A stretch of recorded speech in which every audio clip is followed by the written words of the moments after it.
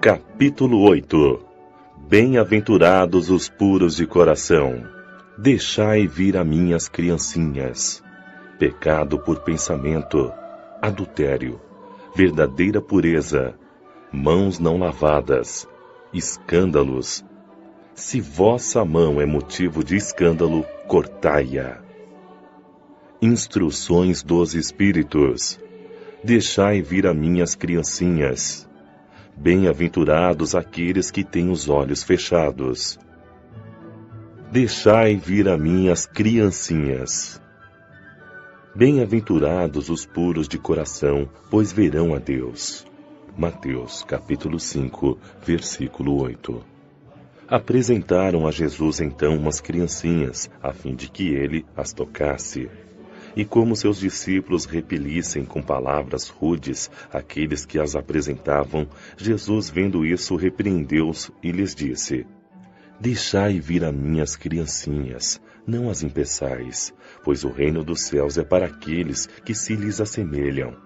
Eu vos digo, em verdade, que todo aquele que não receber o reino de Deus como uma criança, nele não entrará. E tendo-as abraçado, abençoou-as impondo-lhes as mãos. Marcos, capítulo 10, versículo 13 a 16. A pureza do coração é inseparável da simplicidade e da humildade. Ela exclui todo pensamento egoísta e orgulhoso.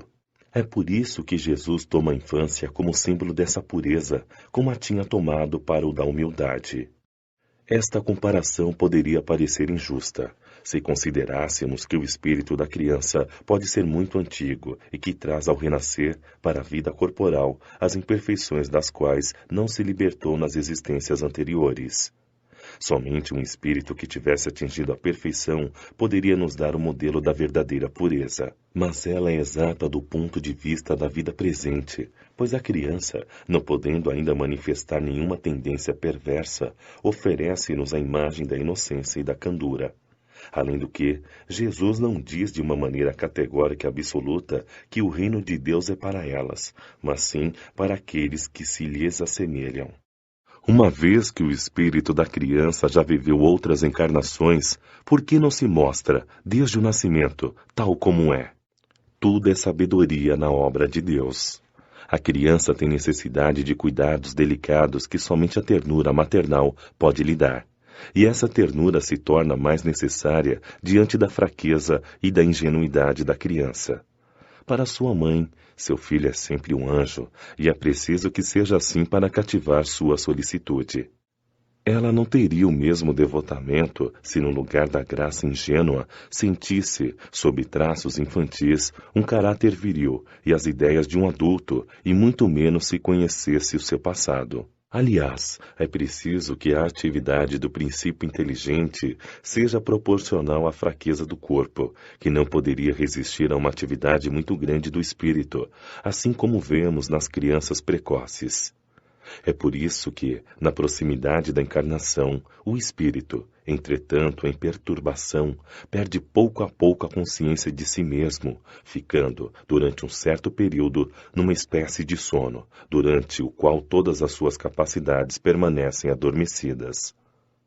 Esse estado transitório é necessário para dar ao espírito um novo ponto de partida e fazê-lo esquecer, em sua nova existência terrena, as coisas que pudessem atrapalhá-lo. Entretanto, seu passado reage sobre ele, e desse modo renasce para uma vida maior, mais forte moral e intelectualmente, sustentado e acompanhado pela atuação que conserva da experiência adquirida. A partir do nascimento, suas ideias retomam gradualmente seu impulso, à medida que se desenvolvem os órgãos. Daí pode-se dizer que, durante os primeiros anos, o espírito é verdadeiramente criança, pois as ideias que formam a qualidade de seu caráter ainda estão adormecidas. Durante esse tempo em que seus instintos dormitam, ele é mais flexível e, por isso mesmo, mais acessível às impressões que podem modificar sua natureza e fazê-lo progredir, o que torna mais fácil a tarefa dos pais.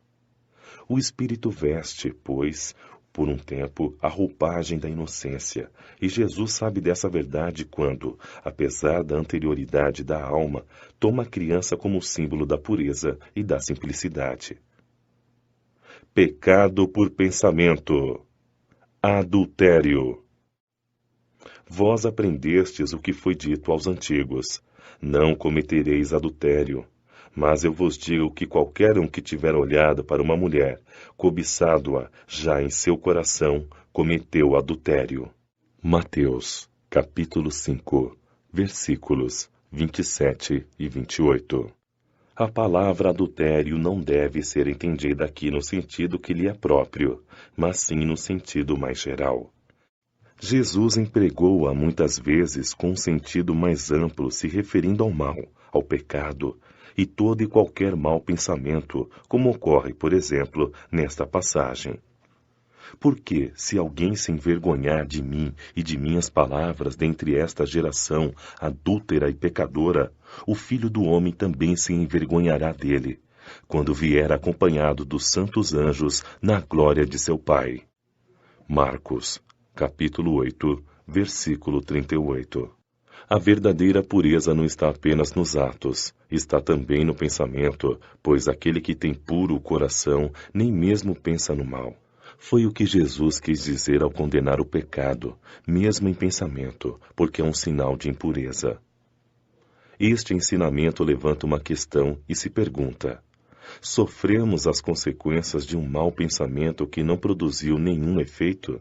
Cabe fazer aqui uma importante distinção. À medida que a alma comprometida no mau caminho avança na vida espiritual, vai se esclarecendo e se desfaz pouco a pouco de suas imperfeições, conforme a maior ou menor boa vontade que o homem prega, em razão do seu livre-arbítrio. Todo mau pensamento é, portanto, o resultado da imperfeição da alma, mas, de acordo com o desejo que tiver de se purificar, até mesmo este mau pensamento torna-se para ela um motivo de progresso, pois o repele com energia. É um sinal de esforço para se apagar uma imperfeição. Desta forma, não cederá à tentação de satisfazer um mau desejo, e após ter resistido, se sentirá mais forte e alegre com sua vitória. Aquela que, ao contrário, não tomou boas resoluções e ainda procura a ocasião de realizar um mau ato, se não o fizer, não será por não querer, mas sim pela falta de oportunidade favorável. Ela é, assim, tão culpada quanto se o tivesse praticado.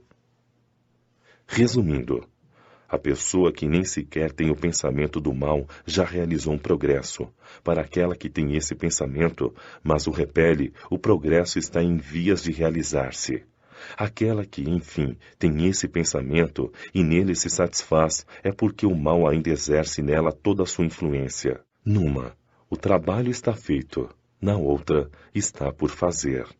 Deus, que é justo, leva em conta todas essas diferenças ao responsabilizar os atos e os pensamentos do homem. Verdadeira pureza. Mãos não lavadas.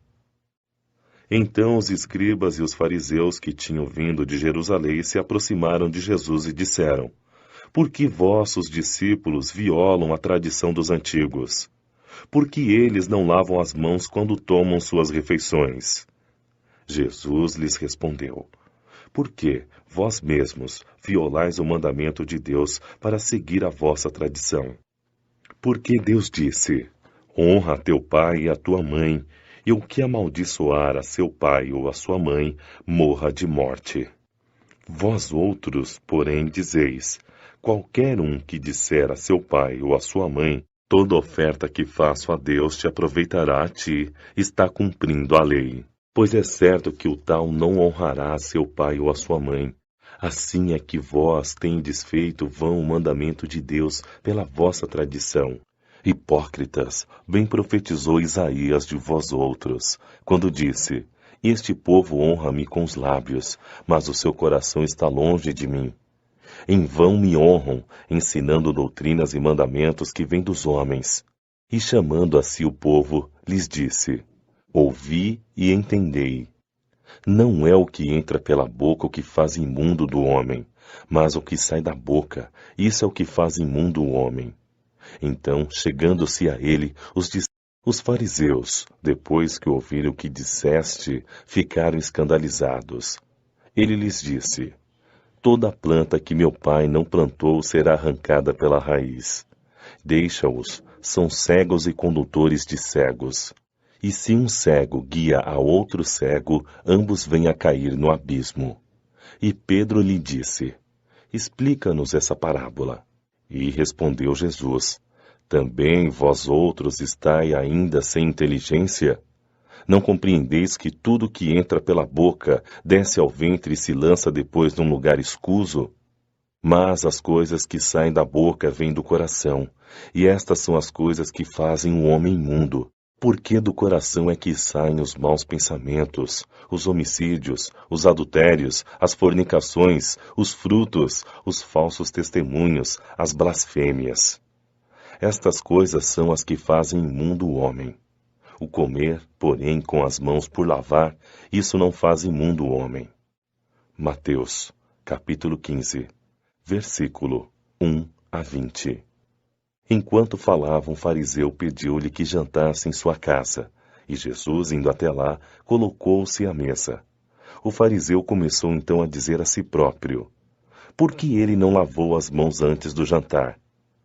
Mas o Senhor lhe disse: Vós outros, fariseus, tendes grande cuidado em limpar o exterior do copo e do prato, mas o interior de vossos corações está repleto de roubos e iniquidades. Como sois insensatos! Aquele que fez o exterior também não fez o interior? Lucas, capítulo 11, versículo 37 a 40. Os judeus haviam desprezado os verdadeiros mandamentos de Deus, para se apegarem à prática dos regulamentos estabelecidos pelos homens, fazendo da sua prática rígida caso de consciência. Qualquer ensinamento, ainda que fosse de compreensão simples, tornava-se complicado por causa das exigências formais exteriores. Como era mais fácil seguir essas práticas do que realizar a reforma moral e íntima, isto é, lavar as mãos do que limpar seu coração, os homens se iludiam a si mesmos e acreditavam estar quites para com Deus. Acomodavam-se, assim, às práticas exteriores, continuando a ser como eram, já que era-lhes ensinado que Deus não pediria mais nada do que isso. Eis porque o profeta dizia: É em vão que este povo me honra com os lábios, ensinando mandamentos e leis dos homens. Isaías, capítulo 29, versículo 13. Assim também aconteceu com a doutrina moral do Cristo, que acabou sendo colocada para trás, esquecida, a exemplo do que haviam feito os antigos judeus, que acreditavam que sua salvação era mais garantida pelas práticas exteriores do que pelas morais. É a esses acréscimos feitos pelos homens à lei de Deus que Jesus se refere quando disse: Toda planta que meu Pai Celestial não plantou será arrancada pela raiz. O propósito da religião é conduzir o homem a Deus, mas o homem só chega a Deus quando está perfeito. Portanto, toda religião que não torna um homem melhor não atinge seu objetivo. E aquela sobre a qual o homem pensa poder se apoiar para fazer o mal, ou é falsa, ou foi falsificada em seus fundamentos. E é esse o resultado a que chegam todas aquelas em que a forma se impõe ao fundo. A crença, seja ela qual for, na eficiência dos símbolos exteriores é nula se não impede que se cometam homicídios, adultérios, roubos, calúnias e o mal ao próximo.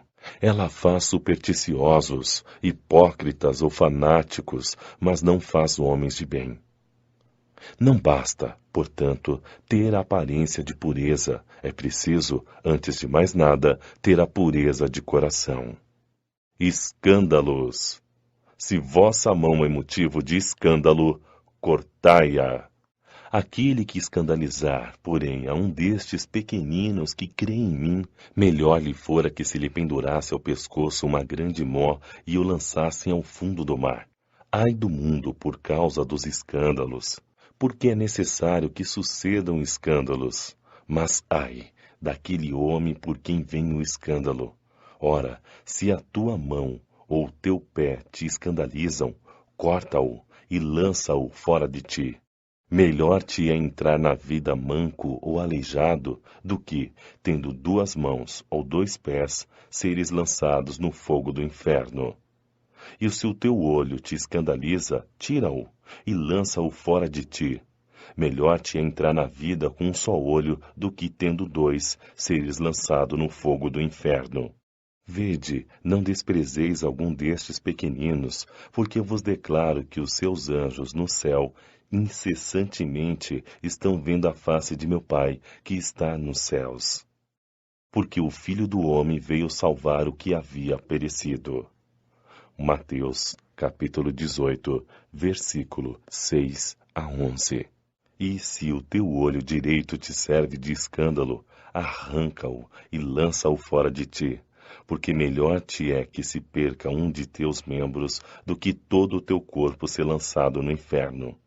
E se a tua mão direita te serve de escândalo, corta-a e lança-a fora de ti, porque melhor te é que se perca um dos teus membros do que todo o teu corpo ir para o inferno. Mateus, capítulo 5, versículos 29 e 30. No sentido vulgar, escândalo é tudo aquilo que choca a moral ou as regras da sociedade de uma maneira evidente, que atrai as atenções. O escândalo não está na ação em si mesma, e sim na repercussão que ela pode ter. A palavra escândalo está sempre associada à ideia de um certo tumulto e alvoroço. Muitas pessoas se contentam em evitar o escândalo, pois seu orgulho sofreria com isso, sua reputação seria diminuída entre os homens. Contanto que suas maldades sejam ocultadas, isso lhes basta e sua consciência fica tranquila. Estes são, conforme as palavras de Jesus, sepulcros caídos por fora, mas cheios de podridão por dentro. Vasos limpos por fora e sujos por dentro. É muito amplo o significado da palavra escândalo, tantas vezes usada no Evangelho, e precisamos compreender o seu alcance. Escândalo não é somente o que ofende a consciência dos outros, é também tudo o que resulta dos vícios e das imperfeições dos homens, toda reação má de indivíduo para indivíduo, com ou sem repercussão. O escândalo, neste caso, é o resultado efetivo do mal moral. É necessário que sucedam escândalos no mundo, disse Jesus, porque os homens, sendo imperfeitos na terra, são tendentes a fazer o mal, e porque árvores ruins dão frutos ruins. É preciso, pois, entender com estas palavras que o mal é uma consequência da imperfeição dos homens, e não que exista para eles a obrigação de praticá-lo. É necessário que sucedam escândalos, pois os homens, estando em expiação na terra, punem-se a si mesmos, pelo contato de seus vícios, dos quais são as primeiras vítimas e cujos males acabam por compreender.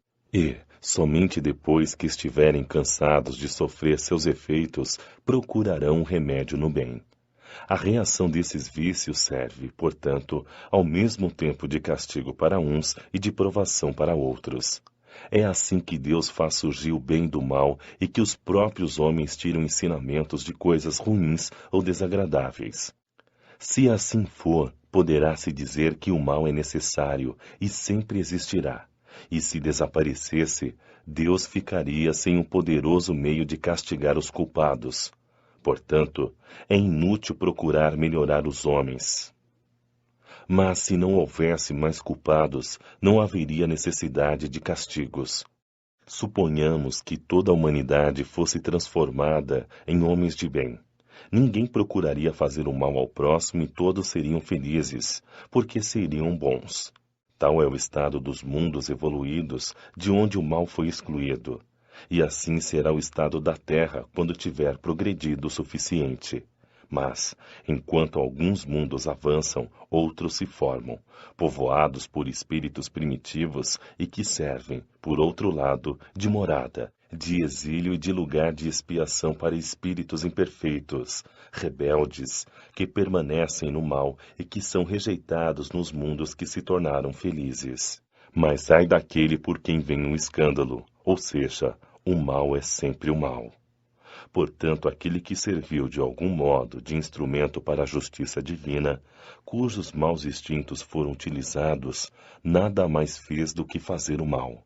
Deve, portanto, ser punido. É desse modo, por exemplo, que um filho ingrato é uma punição ou uma provação para o pai que o... Talvez esse pai tenha sido um mau filho que fez seu pai sofrer e que está sofrendo como se fosse a pena de talião. Mas o filho não terá desculpas por proceder assim, e por sua vez poderá ser castigado, tendo filhos rebeldes ou de qualquer outra maneira. Se tua mão é motivo de escândalo, corta-a. Afirmativa enérgica que seria um absurdo se tomada ao pé da letra. Significa, simplesmente, a necessidade de destruir em si todas as causas de escândalo, ou seja, do mal. É preciso arrancar do coração todo sentimento impuro e toda tendência viciosa. Será melhor para um homem ter a mão cortada antes que essa mão lhe sirva de instrumento de uma ação má. Será melhor ser privado da visão do que seus olhos servirem para idealizar maus pensamentos. Jesus nada disse de absurdo para quem quer entender o sentido figurado e profundo de suas palavras. Mas muitas coisas não podem ser compreendidas sem a chave que o Espiritismo dá. Instruções dos Espíritos. Deixai vir a mim as criancinhas. João, o Evangelista, Paris, 1863. Disse o Cristo: deixai vir a mim as criancinhas. Estas palavras, sábias em sua simplicidade, não continham apenas um chamamento dirigido às crianças, mas especialmente àqueles que estacionam nos círculos inferiores, onde o infortúnio e a miséria desconhecem a esperança.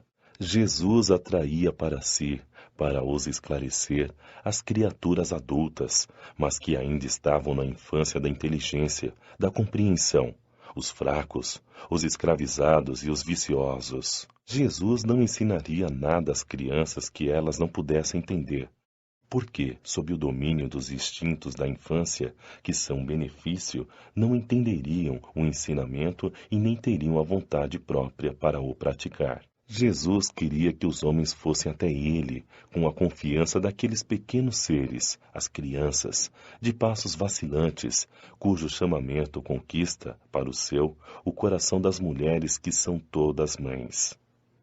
As almas seriam assim envolvidas pela sua eterna e misteriosa autoridade. Foi a tocha que ilumina as trevas, o clarim matinal que toca a alvorada. Ele foi um iniciador do Espiritismo que deve, por sua vez, chamar a si, não as criancinhas, mas sim os homens de boa vontade. A vigorosa ação foi iniciada. Não se trata mais de crer por crer e de obedecer maquinalmente. É preciso que o homem examine e siga a lei inteligente, que lhe revelará que ele é universal. Meus bem-amados, é chegado o tempo em que os erros, explicados, se transformarão em verdades. Nós vos ensinaremos o verdadeiro sentido das parábolas e vos mostraremos a forte correlação que une o que foi ao que é. Eu vos digo em verdade, a manifestação espírita alarga os horizontes, e eis aqui o seu enviado, que vai resplandecer como o sol acima das montanhas. Um espírito protetor. Bordeaux, 1861. Deixai vir a mim as criancinhas, pois tenho um alimento que fortifica os fracos. Deixai vir a mim os tímidos e os frágeis, que têm necessidade de amparo e de consolo. Deixai vir a mim os ignorantes, para que eu os esclareça. Deixai vir a mim todos aqueles que sofrem, a multidão dos aflitos e dos infelizes, e lhes darei o grande remédio para aliviar os males da vida, o segredo para curar suas feridas. Qual é, meus amigos, este remédio supremo que possui a virtude, que é aplicada sobre todas as chagas do coração, a cicatriza? É o amor, é a caridade. Se tiverdes essa chama divina, o que temereis? Direis em todos os instantes de vossa vida: meu Pai, que seja feita a vossa vontade e não a minha. Se vos agrada provar-me pela dor e pelas aflições, bendito sejais, pois sei que é para o meu bem que vossa mão pesa sobre mim. Se vos agrada, Senhor, ter piedade de vossa fraca criatura, dá-lhe o coração, as alegrias puras, bendito sejais também, mas fazei com que o amor divino não adormeça na minha alma, e que, sem cessar, suba a vossos pés a prece do meu reconhecimento. Se sentirdes amor, tereis tudo o que se pode desejar na terra. Possuireis a pérola sublime, que nem os incidentes, nem as maldades daqueles que vos odeiam e vos perseguem poderão vos tirar. Se tiverdes amor, tereis guardado vossos tesouros onde nem a traça, nem a ferrugem pode destruir, e vereis desaparecer de vossa alma tudo o que possa desonrar-lhe a pureza. Sentireis o peso da matéria aliviar-se dia após dia, e tal como o pássaro que voa nos ares e não se lembra mais da terra, subireis sem cessar, subireis sempre, até que vossa alma possa se fartar delicada com a verdadeira vida no seio do Senhor. Bem-aventurados aqueles que têm os olhos fechados. Vianney, Cura de Ars, Paris, 1863. Meus bons amigos, por que me chamastes?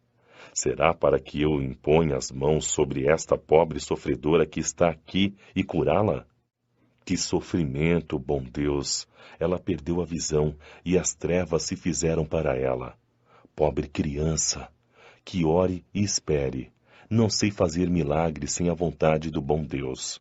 Todas as curas que pude obter e que vos foram anunciadas devem ser atribuídas apenas ao Senhor, Pai de todos nós. Em vossas aflições, portanto, olhai sempre o céu e dizei, do fundo de vosso coração, meu Pai, curai-me, mas fazei com que minha alma doente seja curada antes das enfermidades de meu corpo. Que minha carne seja castigada se for preciso, para que minha alma se eleve até vós com a brancura que tinha quando a criastes.